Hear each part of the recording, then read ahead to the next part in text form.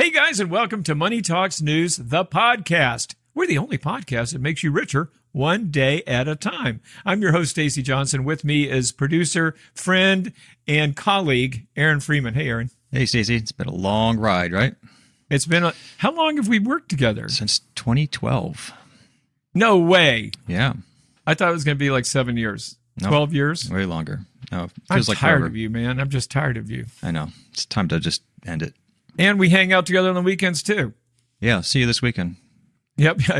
Actually, you are going to see me this weekend. Anyway, these people don't care about that. No, Let's talk about something they do care about, which is how President-elect Trump is going to affect your retirement. Now, we've each done our own research on this, so we haven't rehearsed this or anything. But let me start off here and tell me what you think, Aaron. I found 4 categories that we can discuss. All right. Social Security, the ACA, inflation, and interest rates. Does that coincide with what you found in your research? Yes. And some taxes in there. Okay. Yeah. And I don't have that. So you can talk to me about taxes. But let's talk about the thing that most seniors are concerned with. Myself, I'm really not, although I am a senior, but Social Security. Yeah. Well, Okay. you're kind of already in that ballpark. So does it really affect you that much?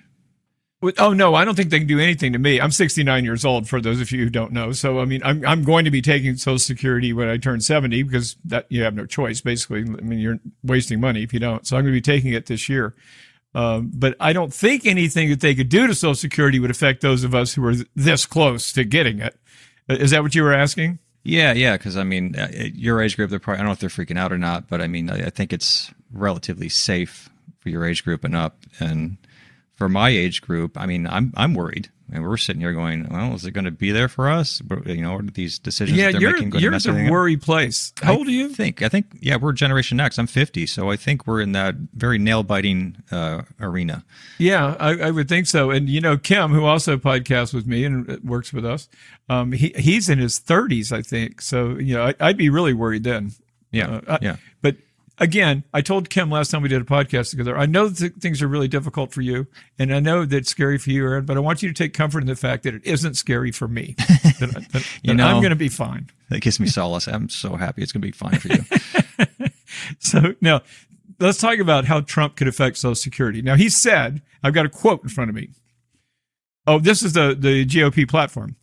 The party will fight for and protect Social Security and Medicare with no cuts, including no changes to the retirement age. Yes, so I've read that too.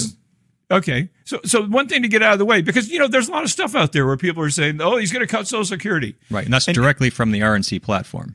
Yes. Yeah, I got everything there where they're saying they're going to protect it, nothing's going to change, they're going to strengthen Medicare, they're going to, you know, support everything. And yet their policies seem to oppose that. And we're not quite sure how they're going to do that. Why do you say that? Why do you say oppose that? Okay, well, let's look at Social Security as a whole. I mean, now we know that Social Security, okay, so from like 1983 up through 2021, right? Social Security was in a surplus. I mean, this is from the Reagan era. You know, I always feel like, you know, when they say make America great, you know, during that Reagan era, this is kind of somewhat what they mean. Like certain policies he put in place, great surplus, all the seniors were happy.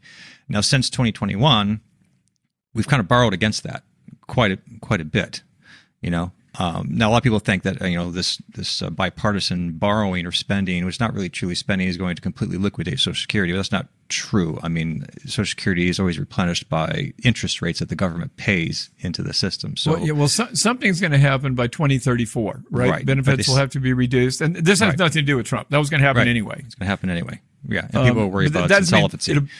It won't be zero. They would reduce it by 20% or something like that, right? Right. And a lot of this problem is basically because since 2021, both sides have had a really hard time trying to figure out how to fix this situation, right? And Trump's policies he's going to, and I think one of the biggest things that I think they're really pushing towards is cutting, like they always say, like Elon Musk and his whole party and all this stuff are cutting spending, right? If they cut spending and government spending, this is going to help everything out, right? And they're also going to reduce taxes for seniors. Like, so if you get rid of taxes on Social Security, the idea here is that they're going to kind of privatize how you spend your Social Security, right? So it's, let's say, they're saying that they're going to stop charging tax on Social Security, because right now, you know what the rule is right now? If you make if you're $34,000 of income as a single, or $44,000 as a couple, that's taxable income. Then you're up to 85% of your benefits could be taxable, right, for income tax. Right. Now, and he says he's going to eliminate that. Right.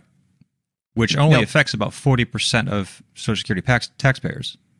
But I was thinking, so that would just mean less overall tax revenue coming in. But what I read instead was that those taxes, it's not just regular income tax. Those taxes actually go to help support Social Security. Correct. The income tax on Social Security goes to help support Social Security. Correct. He also wants to get rid of other taxes. You know, he wants to decrease taxes and everything because he wants to continue his 2017, jobs cut taxes. He wants to make that even better. And he wants to eliminate taxes on tips. And he wants to get rid of immigrants, which are also paying into the tax pool. All of this money pays into this pool. But what they want to do is they want to get rid of government spending with the idea, like, for example, in episode 53, we interviewed, We interviewed the CMS.gov people. They control the Center for Medicare and Medicaid. This is a free thing that the government pays for. So anybody who's a senior citizen can call these people and get help on how to handle Medicaid, how to sign up for it, how to deal with it. What is it? What's it all about? It's complicated. Medicare. Yeah, Medicare. But he wants to call it. He wants to cut these kind of programs out, right? Oh, I see what you're saying. That's some of the fat he wants to trim. Some of the fat. So with the idea that if I cut taxes on your Social Security, that kind of stuff would be privatized. And then you get to choose how you spend your money. So instead of having our tax dollars pay for all of these things, the money goes back to you. So this is the yin and yang that's being played, and we don't know how that will all play out. Yeah. These are all ideas. Here's a quote that I got today, too. Trump's agenda overall, including, these are things you mentioned, ending taxes on tips and overtime, hiking tariffs, and deporting undocumented immigrants would add approximately $2.3 trillion to Social Security's deficit and cause the program to become insolvent by fiscal year 2031, which is pretty soon. Now, remember, though, it was already expected to become insolvent by 2034. Right. And again, by insolvent, we don't mean it goes to nothing. We mean that something would have to radically change, either reduce benefits or increase taxes or increase Social Security taxes. But so a lot of the stuff that he's talking about doing, and he's saying, I'm going to offset that with all this money I'm getting from tariffs, right, and by slicing government waste. Right. And so, the proof is in the pudding, right? Right. The idea is, you put more money in the public has more money to spend. This brings up everything else. Okay. So now, let's go, because we've already been 8 minutes into this, and it's only a 10 or 12 minute podcast. Let's talk about the ACA, the Affordable Care Act. I'm not seeing a whole bunch of changes there, but I think there could be some coming down the road. Have you read anything about that? No, I haven't read anything about, they talk about it, but I haven't found anything specific of what they're going to do about it. I have heard people talk on the campaign trail, and actually part of that Project 2025, it's quite possible, and this is true for Medicaid too, they may move, some people may not qualify for Medicaid. I'll just make it shorter. And when it comes to the Affordable Care Act, he wanted to he said he saved it when he was running for president. He actually literally tried to get rid of it. And it's a very, very popular program. And how it applies to retirees is, if you start taking Social Security at 62, you don't get Medicare until 65. And so the Affordable Care Act will become really important. And if the mandate goes away that forces insurance companies to cover you even if you have a pre-existing condition, if that goes away, Katie bar the door. That's going to be really difficult. Yes. I'm not saying it is going to go away, but it is something that has been discussed. Right. And it is a bridge for a lot of people. When they stop working, it's like a little bridge, to get to Medicare. Exactly. So that's about the only thing specific, and that's not very specific, but that's about the only thing specific. Now, you mentioned at the outset extending the Tax Cuts and Jobs Act of 2017. How does that hurt retirees or help retirees? Do you have an opinion on that? Because I really don't. There's no guarantee that would boost the economy or anything. The only thing that people say is that it could drive stock gains, and in turn, that gives you a boost in your 401k retirement fund, that you put together. And honestly, reading through all this stuff that to prepare for this show, overall, I feel like there's this massive movement, bipartisan too, to get people used to the idea of building your own 401k and not relying on Social Security. And over time, people generation after generation to just, let's just get rid of that. Yeah. Well, Aaron, I don't know if you'll remember this, but retirement used to be a three-legged stool. It was the retirement you got from your employer, your pension plan, Social Security, and your personal savings. Now, right. One of those is basically in the dustbin of history. Very few people are getting retirement plans from their employer anymore. Right. Yeah, pensions are gone. So one stool's already gone, or one leg of the stool is already gone. And if Social Security becomes less and less important, then that stool is gone too. I want to make sure you understand, though, folks, that I'm not saying Social Security is going away. In fact, I'm 99% sure it's not. There's lots of strings you can pull to help Social Security. Like you can not give it to people who are rich. You can increase the amount of salary that Social Security is being taken out on. You can. I mean, there's a lot of things that you can do. Raise the age. Yeah, there's a lot of things you can do. But let's talk about one final thing. And I know we're almost out of time, but it's really important. Maybe the important thing that got Trump elected: inflation. Is his policies, are they going to make inflation worse? Or are they going to make it better? Man, that's yet to be revealed. We don't, like you just had a podcast with Kim. I mean, it's yet to be revealed as to how much he's going to get through Congress. We don't know.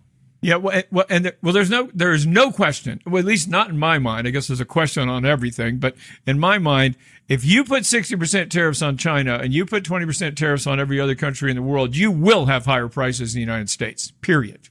Yeah. Now, obviously, the purpose of tariffs is to protect American or domestic manufacturers and even encourage domestic manufacturing, right? I mean, if you start putting a 20% tariff on cars from Japan, then they're going to build factories in Tennessee, and that's the purpose of tariffs, but that takes time.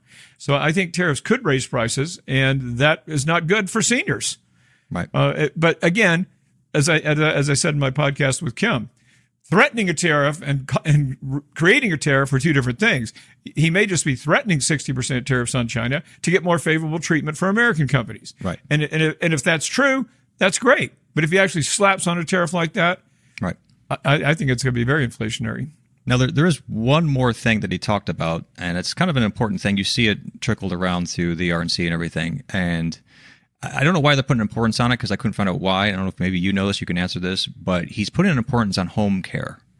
And yes, the only reason why I could think of this is maybe he's trying to privatize something and thinking that this is somehow going to alleviate other kinds of costs. But what is it exactly? I don't understand it. Well, I mean, that home care is limited by Medicare, right? I mean, nursing home care you don't even get.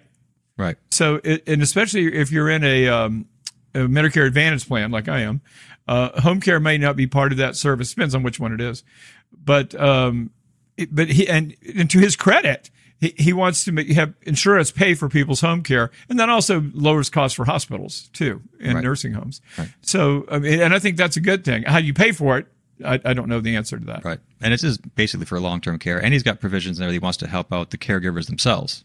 He wants to put in a reprieve system in there so that they're not, constantly there 24/7 without any breaks.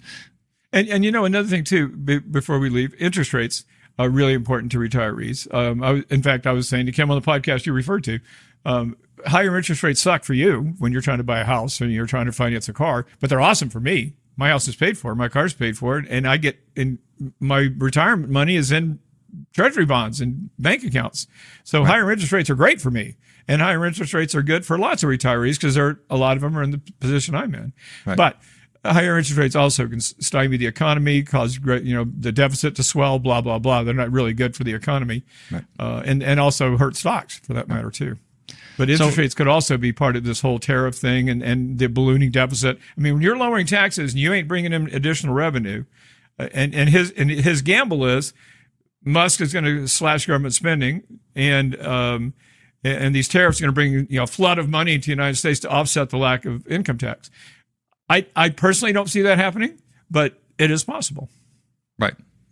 I mean, that's the summary that I've had. I figure the way this thinking seems to be is if I reduce government spending, I make all these cuts, I put a pile of money back into people, I deregulate everything so that everything kind of becomes a privatized system. It creates competition, it creates more spending, which is going to somehow create tax dollars in a different way, and levels all the playing field. I mean, that's the kind of gist that I'm getting from these policies. I don't know what you think. I agree with you. I think you're right. Yeah. Whether it works or not, we will see. Right. So wait and see. Right. All right, man. I guess we're out of time. Are we out of time? I think we're Mr. at the Producer? show. Yeah, I think we're good. Okay. In that case, folks, we really appreciate you giving us a part of your day. And I hope you learned something that's going to make you a little richer. In the meantime, why don't you follow me everywhere? Well, not everywhere. Not when I go to the grocery store or something, but follow me on Facebook. No, we're follow put Money a little, Talks News on Facebook, not me personally. Follow us on YouTube, which you're watching it right now, presumably.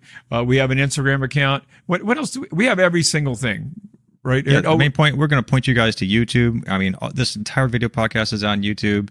Kim, why don't you pop in here and help us out? Because I mean, we're on Facebook. We have what? We have a retirement group.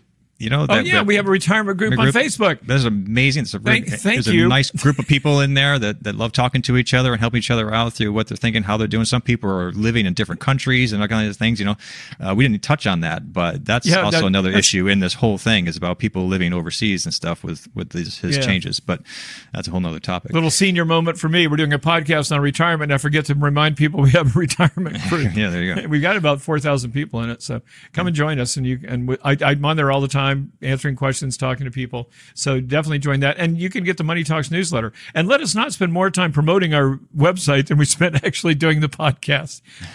But the bottom line is, folks, look for us, find us, follow us. Yes, and we'll share us with your friends. You'll appreciate it. Yep. Okay, guys. Hope you have a great rest of your day, and we're going to see you right here next time. Later.